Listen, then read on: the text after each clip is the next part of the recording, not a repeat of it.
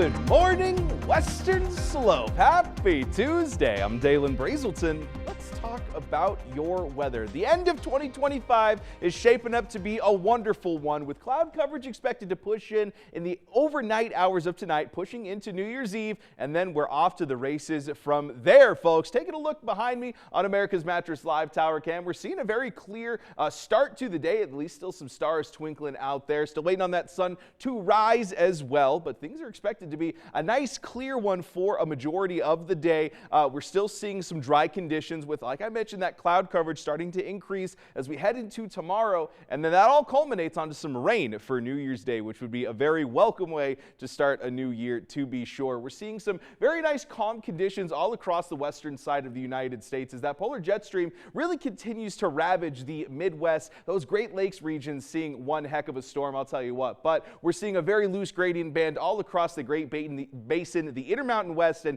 even all the way up to the Pacific Northwest as well. What's very interesting about today is that we're not seeing any cloud coverage, just very clear, dry conditions, and it's not for our usual reason. Typically, when we see something like this over our satellite and radar, there's high pressure over the region. But take a look at this, high pressure in the middle of Texas and to the Pacific Northwest. We're not seeing any of that in the middle of the state. The only reason that we're clear right now is because there's no weather happening, which is a very unique case for Colorado, because we do see a lot of that moisture push in from the southwest typically, and we are going to be seeing that later on in the week. But as of right now, we're just waiting on that weather to form, folks. We're waking up right now to 20 degrees in Grand Junction, low 20s as well for Glade Park and Nucla. Montrose seeing those upper teens, Paonia in the mid 20s, with Delta at a very notable 10 degrees at this point in time. A very chilly start just south of our forecasting region. Within the valley itself, Palisade seeing the warmest temperatures out of our immediate regions, 26 degrees in Palisade. Fruit is seeing 19 with Glade Park, and then like we mentioned, Delta seeing 10 degrees, absolutely insane. Rifle as well with Fruit in those 19 degree ranges. We're seeing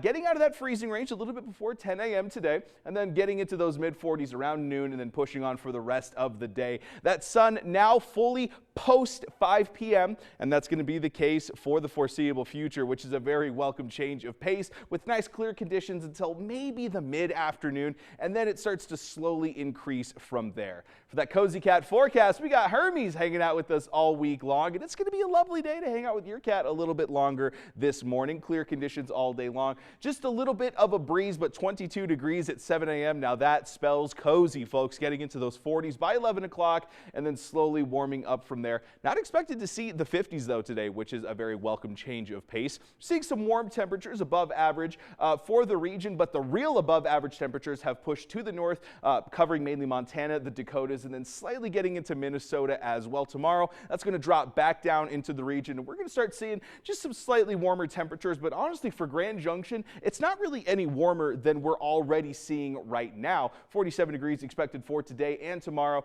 and then those showers are hopefully going to cool us down just a little bit as we head into the new year. Speaking of the new year, let's take a look at that Discovery Auto Group 7-day forecast. 47 degrees expected to wrap things up for 2025.